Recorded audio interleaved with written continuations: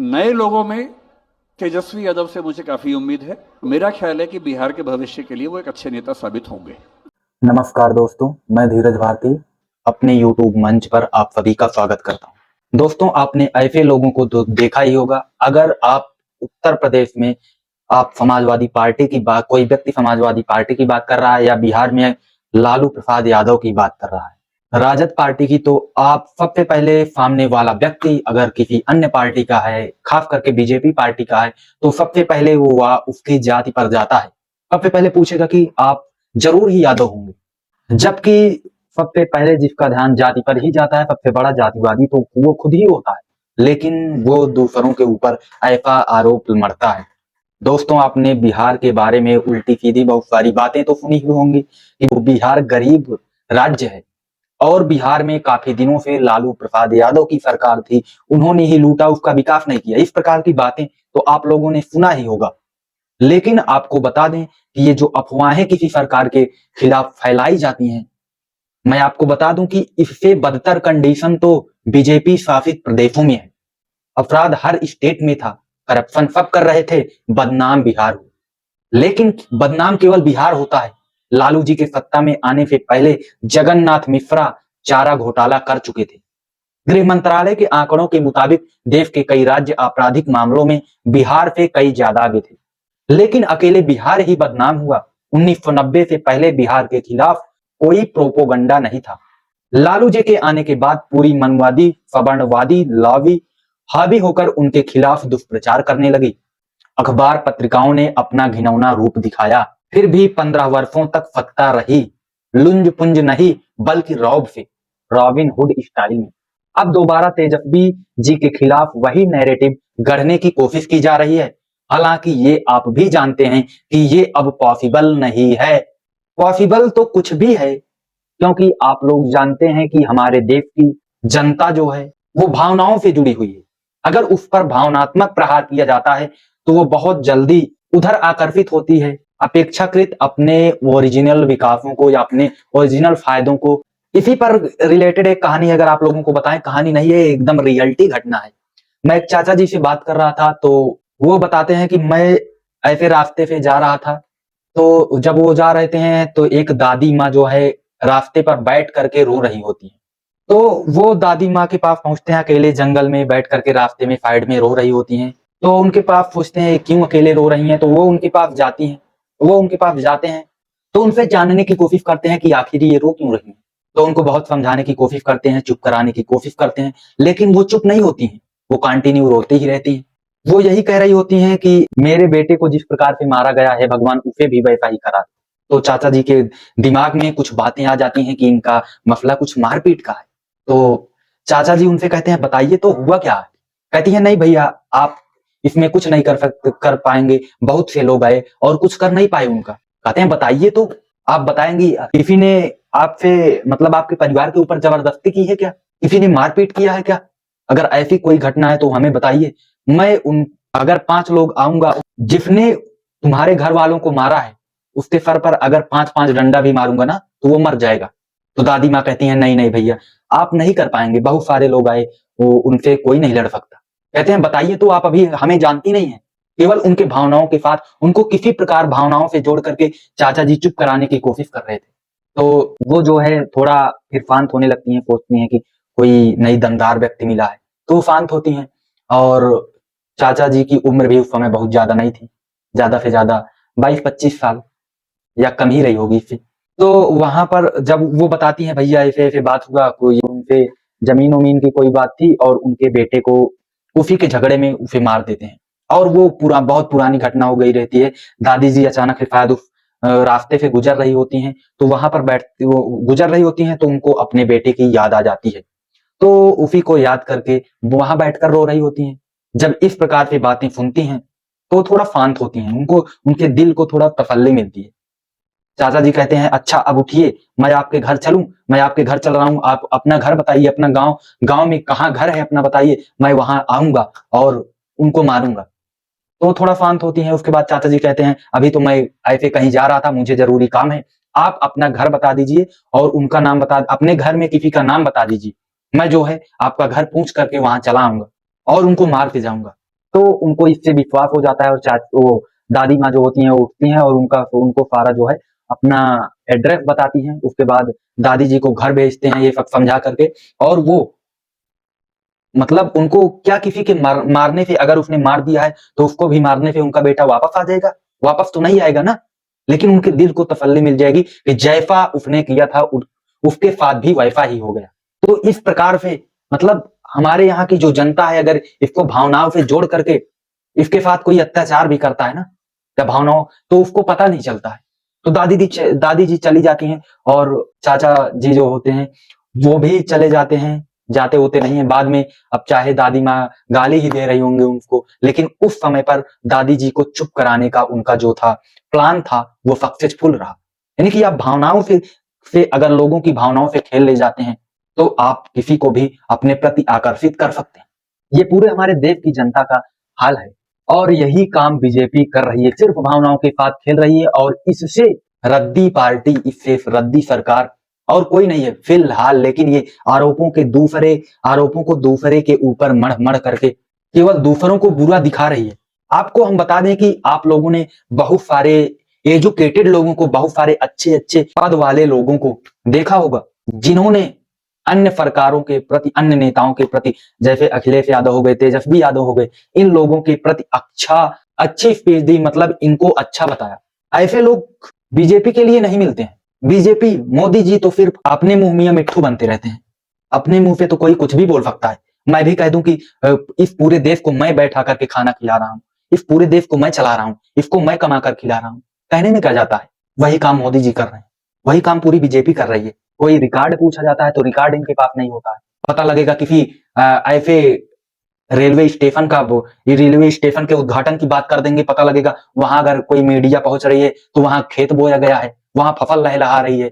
ऐसे ऐसे स्थान का नाम बता देंगे कि यहाँ भव्य उद्घाटन हुआ स्टेशन का, पता लगेगा वहां पहुंचो तो फसल लहलहा रही है। ऐसे हॉस्पिटल का उद्घाटन करेंगे, उसमें पहुंचो पता लगेगा बेड ही नहीं है, कोई डॉक्टर ही नहीं है, केवल एक कमरा खाली पड़ा हुआ है और नाम मेडिकल कॉलेज का हो जाएगा। ऐसी बातें चल रही हैं। लेकिन सिर्फ अपने आप को समाज में, पूरे देश में बड़ी बड़ी बातें अपनी पार्टी के खिलाफ, अपने पार्टी की तरफ से दिखाना है, अपने आप को बड़ा दिखाना है। आपने G20 देखा ही होगा, G20 हुआ, उसमें अपने आप की वाहवाही दिखाने के लिए, विदेशों में अपने आप को मजबूत दिखाने के लिए। हमारे यहाँ कोई झोपड़ी नहीं है, हमारा पूरा समृद्ध हो चुका है, भारत धीरे धीरे विकास की ओर बढ़ रहा है। इसको दिखाने के लिए क्या किया गया? कितनी करोड़ रुपए खर्च किए गए, कितनी गरीबों की झोपड़ियों को तोड़ दिया गया और बिना उनको कोई आवास दिए ऐसे रोड पर फेंक दिया गया। वो बेचारे चिल्लाते रहे, उनकी कोई नहीं सुनी गई। मैं अपने देश का विरोध नहीं करता, मैं भी ये चाहता हूं कि हमारे देश की छवि जो है विदेशों में अच्छी दिखे, लेकिन इस प्रकार से नहीं चाहता कि हमारे देश के गरीबों को प्रताड़ित करके, उनको भूखे रोड पर फेंक करके, उनके पास जो खाने के सामान है उनको भी झोपड़ियों के साथ दबा करके उनको केवल खाली रोड पर फेंक देने से, ताकि वो भूखों मरने लगे। इस प्रकार से कर करके मैं ये नहीं चाहता कि हमारे देश की छवि बाहर बने। मैं चाहता हूं बाहर बने, लेकिन हमारे देश के जो गरीब जनता है उसका भी ध्यान रख करके, अगर बनती है तो बने, नहीं बनती तो मत बने। अगर गरीबों को प्रताड़ित करके विदेशों में अपनी काबिलियत दिखा रहे हैं ना, अपनी सरकार की काबिलियत दिखा रहे हैं, तो मैं इसके बिल्कुल खिलाफ हूं।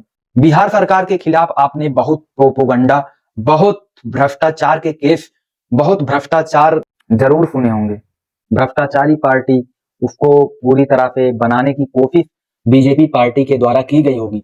लेकिन जितने भी पढ़े लिखे एजुकेटेड व्यक्ति हैं, वो उनकी बातें सुनो तो वो शायद बीजेपी के पक्ष में नहीं बोलते हैं। ऐसे कहानी और है, 2022 का यूपी का जब चुनाव था, तो मैं, एक चाची जी थी, तो उनसे जो है ऐसे बातचीत हो रही थी, तो ये हुआ कि महंगाई बहुत बढ़ गई है। तो चाची जी बोली, हाँ महंगाई तो बढ़ गई है। तो ये हुआ कि अब की बार वोट आप किसको देंगी फिर? तो उन्होंने कहा उन्हीं को, बीजेपी को। बोला गया क्यों? महंगाई भी ज्यादा है और वोट भी आप बीजेपी को करेंगी। सोचिए, इसीलिए इनको अंधभक्त बोला जाता है।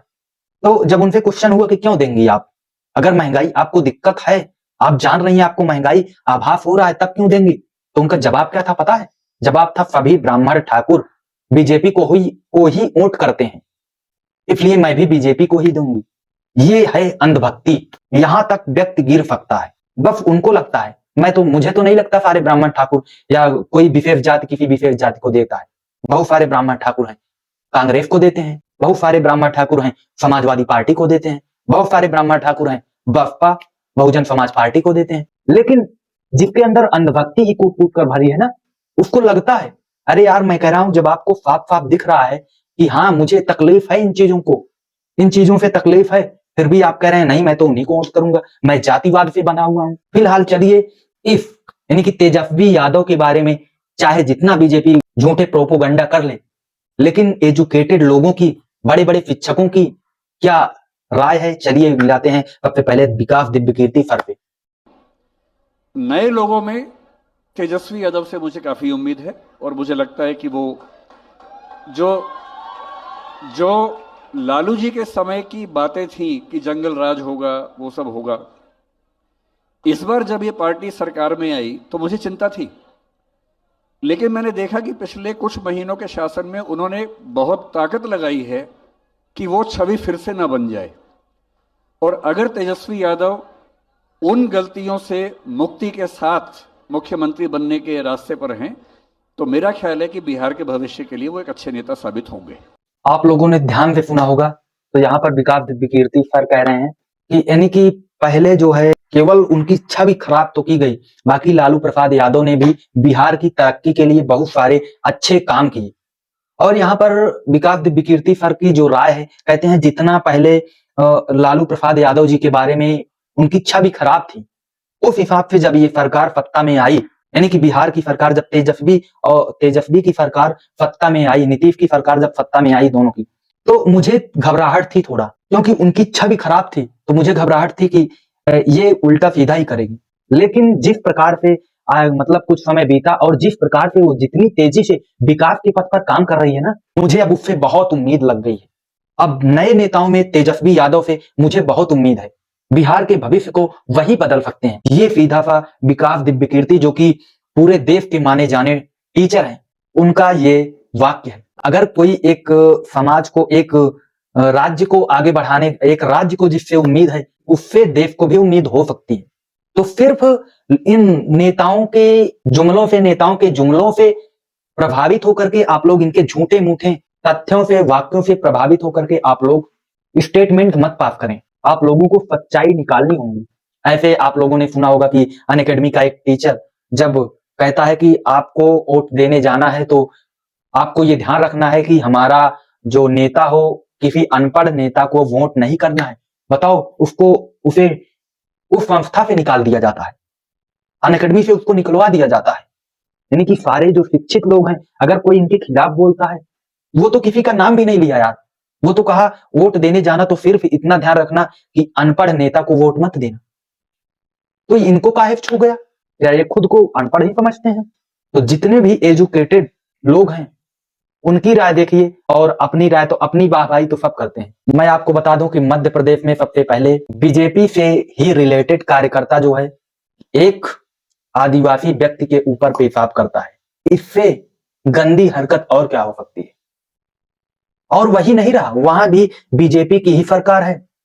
और आज यानी कि दीपावली के दिन, दीपावली के आसपास की ही घटना है, दीपावली के ही दिन उत्तर प्रदेश में जहां राम राज्य चल रहा है, माननीय योगी जी की सरकार है, उत्तर प्रदेश में भी एक लड़का जो है अपने मौसी के यहाँ जा रहा होता है मिठाई देने के लिए, उसको भी इन्हीं से रिलेटेड, बीजेपी से रिलेटेड कुछ गुंडों के द्वारा उसको गिरफ्तार किया जाता है, उसको किडनैप किया जाता है, किडनैप करके उसको जंगल में ले जाकर के उसको निर्दयता से पीटा जाता है।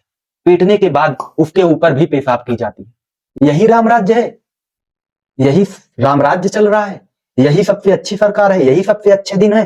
फिलहाल इसका पूरा वीडियो पूरा, और उसके ऊपर केस भी पता है, केस एकदम नॉर्मल लगा है, हुआ टाइप का। इसके बारे में आगे एक नई वीडियो में पूरी विस्तार से चर्चा करेंगे। यहाँ पर इतना जानते रहिए बस। फिलहाल आप लोगों का घटना पर क्या राय है कमेंट बॉक्स में जरूर बताएं। वीडियो अच्छा लगा तो लाइक करें, चैनल पर नए हैं तो चैनल को सब्सक्राइब करें, और वीडियोज को अपने रिलेटिव्स के साथ शेयर करते रहें, ताकि होने वाली सभी घटनाओं की अपडेट आपके रिलेटिव्स को रहे और वो अवेयर रहें, और आने वाले चुनावों में जिम्मेदारी से सजग हो करके वोटिंग करें। बहुत बहुत धन्यवाद, मिलते हैं नई वीडियो में।